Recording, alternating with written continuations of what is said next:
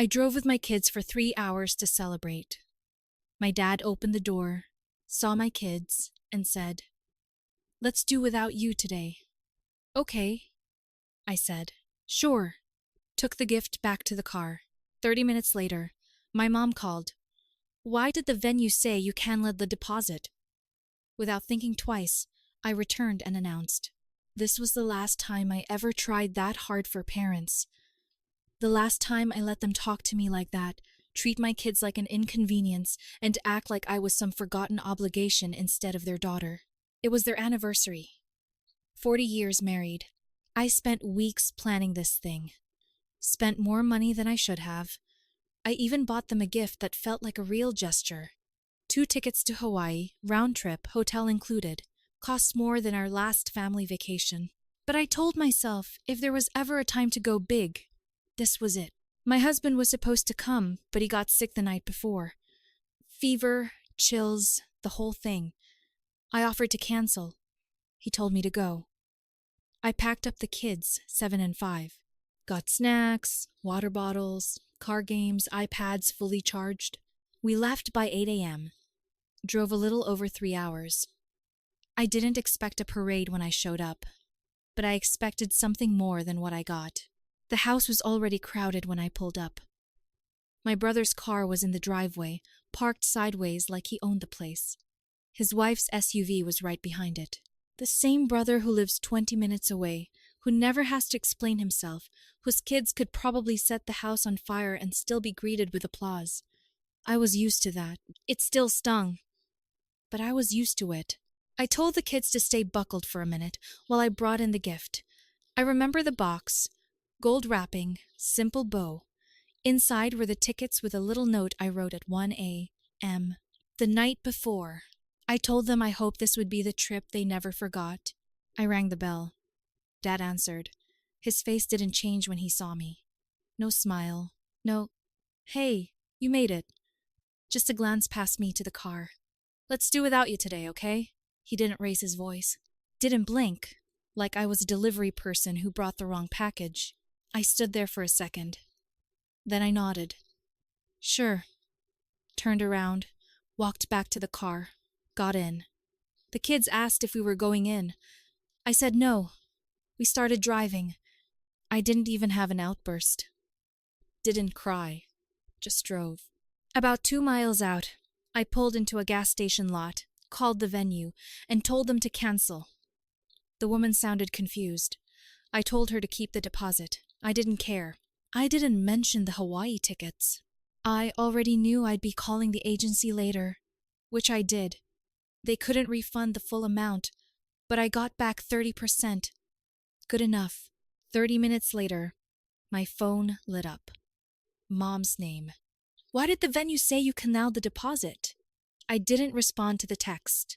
I just turned the car around and headed back, not to apologize, not to explain, to finish something that needed finishing. I parked a block away this time. I didn't want the kids to hear anything through the windows. I gave them snacks and tablets and told them to stay buckled just a little longer. They were confused, but I told them I'd be right back. I locked the car, turned around, and started walking. No gift in my hands this time. Just a tight calm in my chest, like something finally clicked into place. The front door was slightly open, people coming in and out. I walked straight in like I lived there. No one tried to stop me. The living room was packed. Neighbors, church friends, people from Dad's job. My brother stood by the counter with a beer, his wife hanging off his arm like they were at a wedding reception. There were appetizers, cheap champagne, and music playing softly through someone's Bluetooth speaker. I walked right into the center of the room and said it. "The party's canceled. The venue's done. I pulled the deposit. This is the last time any of you treat me like I don't exist." Everything stopped. The music, the conversations, the glass someone was about to pour. My mom turned around like she didn't recognize me. Dad's face didn't move. My brother blinked slowly like I'd spoken another language. "What are you talking about, Alice?" "The party. The one I paid for. The one I planned. I drove 3 hours with my kids. Your grandkids. Dad told me at the door, "Let's do without you today." So I made sure you could. My mom stepped forward, her smile trying to stay on her face. "You're being dramatic." "That's not what he meant." He said it. "Well, maybe it came out wrong. But you don't get to blow up the entire day over a little misunderstanding. This is our anniversary." "Exactly. And you made it clear you didn't want me or my kids part of it." Dad finally said something, like he just realized everyone was watching. "You should have come in. You know how crowded it is.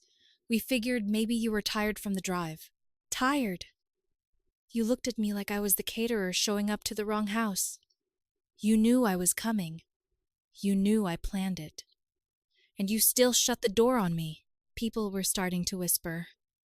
A few of the guests turned toward the hallway like they didn't want to be caught eavesdropping but couldn't look away.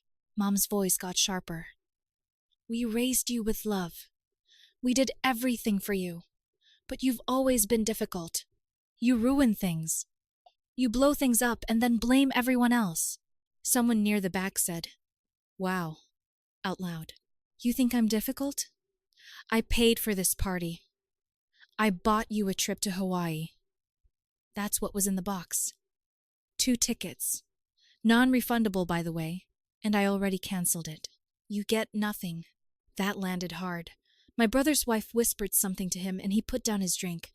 "Alice, you're being out of line. You're embarrassing yourself, Lomax.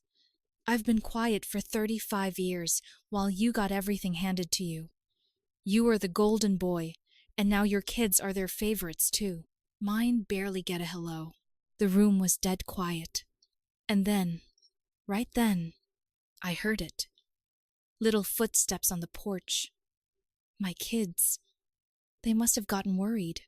My son walked in holding his sister's hand, looking around nervously. They were still in their party clothes. My daughter asked if we were still doing cake. I told her no, we were going home. She asked if we could get milkshakes on the way. I said yes. I didn't say goodbye to anyone. I walked my kids back to the car, buckled them in, and started driving. But I wasn't finished. We got milkshakes, parked in a quiet lot, and let the kids finish them in the back seat while I sat in the front and stared at nothing. I didn't cry. I wasn't even mad anymore. Something in me had just shut off. Like a switch flipped, and all the guilt and second-guessing went dead silent. That night, after I got the kids to bed and checked on my husband, who still looked like he was on the losing end of a flu battle, I opened my laptop. The Hawaii trip was non-refundable, but I managed to get back 30% after a long chat with a very patient rep. It wasn't much, but I didn't care. The gesture was dead anyway. Then I opened the shared account. That account had been set up 5 years ago after Mom called me crying that they were behind on bills and didn't want to lose the house. My husband and I agreed to help. We started small, $1,500 a month. Somehow it crept up over time.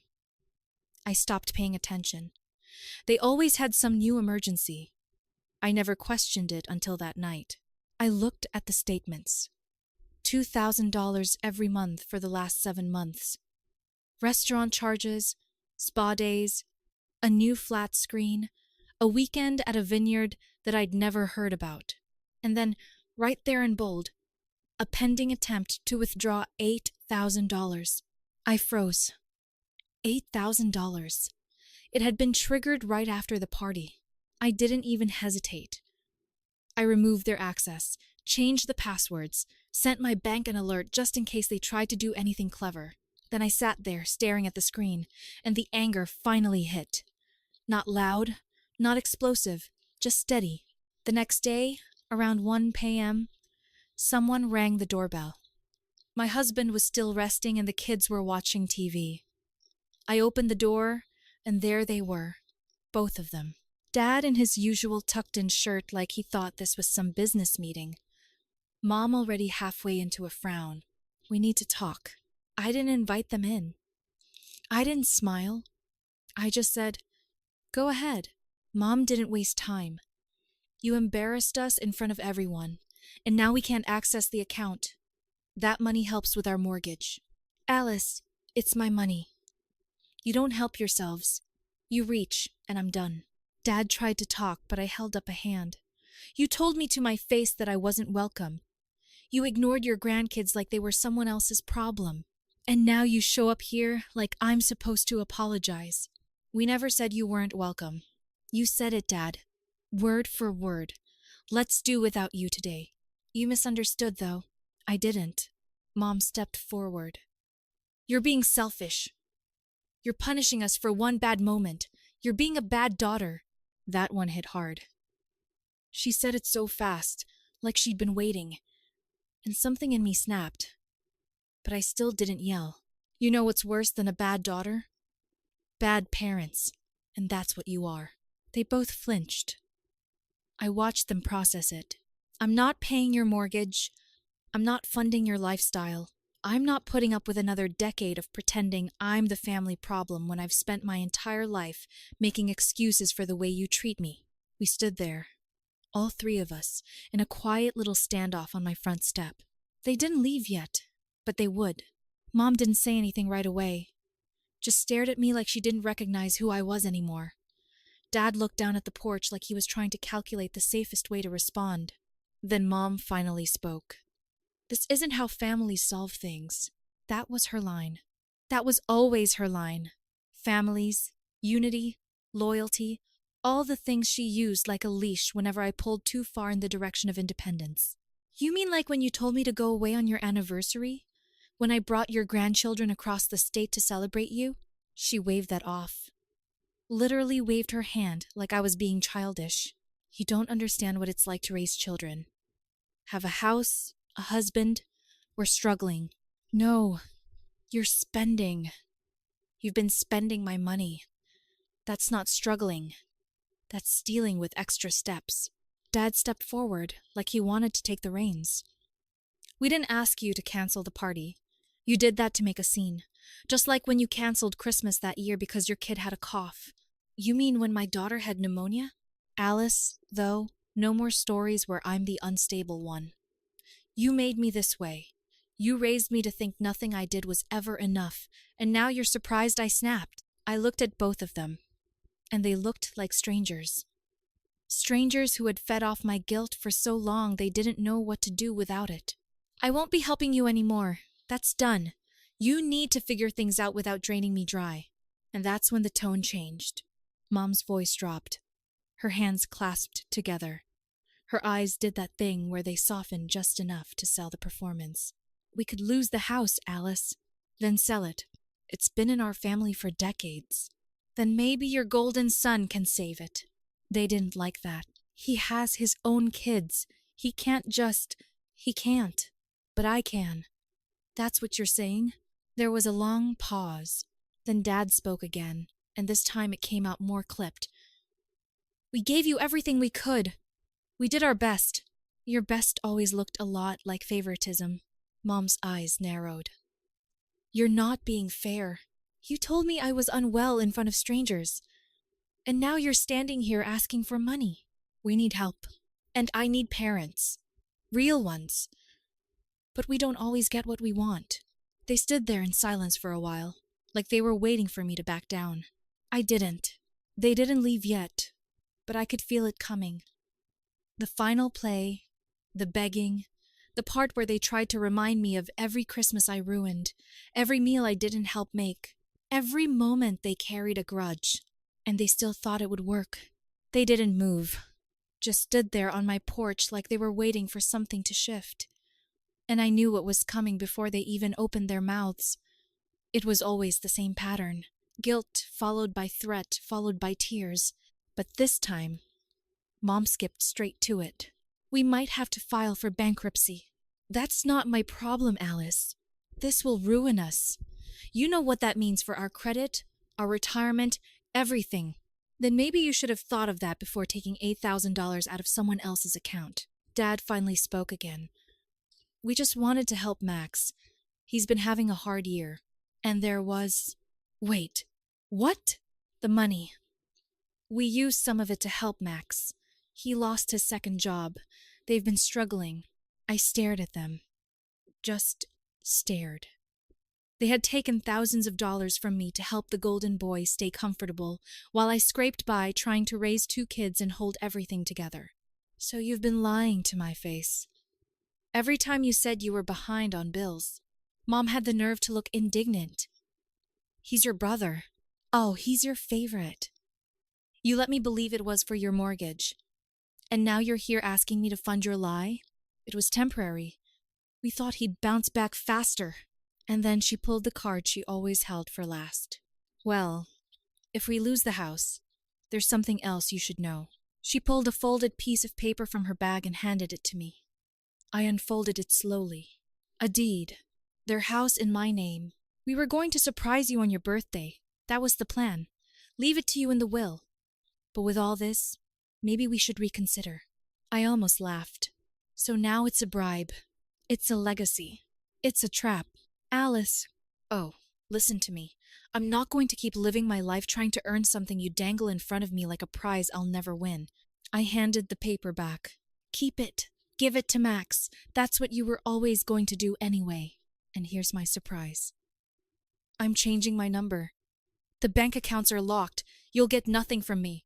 Not money, not time, not my kids. You've used us for the last time. I turned toward the door. We'll tell everyone what you did, Mom said behind me. How you abandoned us. How you ruined the party. How you broke the family. Go ahead. But when they ask why, tell them everything. Tell them about the money. The why. The fact that you told your daughter and her children to leave on your anniversary. Tell them why your grandkids weren't in the family photo. I'm sure that'll play great. And then it happened. My husband came to the door, still in his robe, looking pale but alert. He'd heard everything. He looked right at them. She's done more for this family than both of you combined. You want someone to blame? Blame yourselves. Then he looked at me and said, Come back inside. And I did. They stayed on the porch for another full minute before finally leaving. No goodbye, no apology, but they'd be back one more time. They never came back to the house again. Not after that final standoff on my porch. I thought maybe they'd try one more time. Maybe show up during the kids' school drop-off or fake some medical emergency like they'd done before. But all I got were half-hearted texts, some guilt-drenched voicemails, and the occasional flying monkey from the extended family. My cousin Madison messaged me out of nowhere, saying I should be careful not to burn bridges I might regret. My mom's sister called and said I had to remember, your parents aren't perfect, but they're still your parents. I let her talk, then I let her go. No explanations, no anger, just distance. Because I don't regret it. Not for a second. Since cutting them off, my life has changed in ways I didn't think were possible. There's this strange, incredible silence now. The kind that only comes after chaos. The kind that lets you breathe for real. My husband is better, stronger. We're closer than we've been in years. He told me that for the first time in our marriage, he feels like our house is ours. That he doesn't have to walk on eggshells when I'm on the phone with people who drain me. The kids are thriving, too. No more long drives to people who don't see them. No more awkward holidays where my daughter gets ignored while my brother's kids get showered with gifts. We do birthdays at home now. We laugh more. We sleep better. Even our little routines feel easier. I started therapy again. Real therapy. Not the maybe it's all your fault kind I used to find. My therapist asked me once if I felt guilty. I told her I didn't feel guilt. I felt free. As for my parents, their names barely come up anymore. When they do, it's not in anger. It's like remembering people I used to know. People who had every chance to do better and chose not to. A few months ago, someone from my dad's work messaged me, said they'd heard about the family situation, and wanted to let me know they'd always admired how I handled things. That threw me. I never knew people noticed, but apparently they did. I've read the stories online. People who had toxic parents and walked away for good. Some didn't even attend the funerals. I used to think that was cold. Now I get it. It's not about revenge. It's about peace. About not letting pain shape the rest of your life just because it came first. My parents fell in my eyes the day they told me to my face that I wasn't welcome. And not just me, my children, their own grandchildren. I didn't imagine it. I didn't twist it. It happened. And now that I've stopped making excuses for them, the picture is painfully clear. They weren't good parents. They were just people who raised me. And I don't owe them anything. Not my time, not my money, not my silence. I live better now. I wake up without dread. I cook dinner with music playing. I plan weekends without factoring in anyone else's drama. My home is calm. It's mine. And the only legacy I care about now is the one I'm building with my kids. One where love isn't a transaction and family doesn't come with a bill. I used to beg them to see me. Now I don't even look in their direction.